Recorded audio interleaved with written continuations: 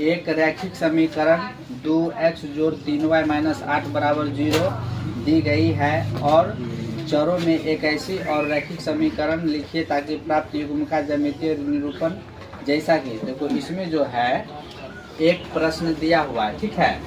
और अब इसमें हमें क्या अपने मन से एक उदाहरण देकर क्या करना है, अपने मन से एक उदाहरण दे करके, ठीक है, उसको मतलब पहले नंबर में है प्रतिच्छेदी जिसका कोई हल नहीं हो, 2 नंबर में समांतर हो और 3 नंबर में संपाती हो। तो यहाँ दिया हुआ है प्रश्न नंबर 6 में, वह प्रश्न क्या है, 2x जोड़ 3y माइनस 8 बराबर 0।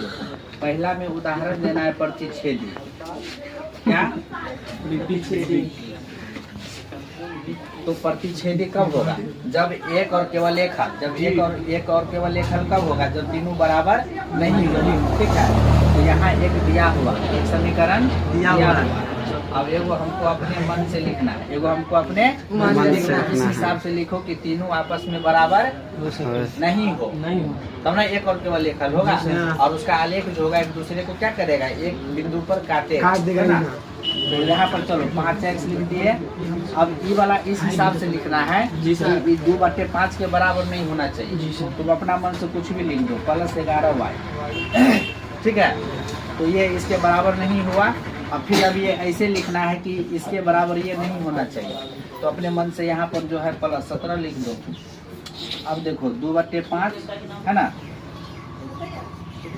नॉट इक्वल 3/11 और नॉट इक्वल -8/17 हो गया ना। तो ये उदाहरण अपने मन से देना है, अपने मन से, ठीक है।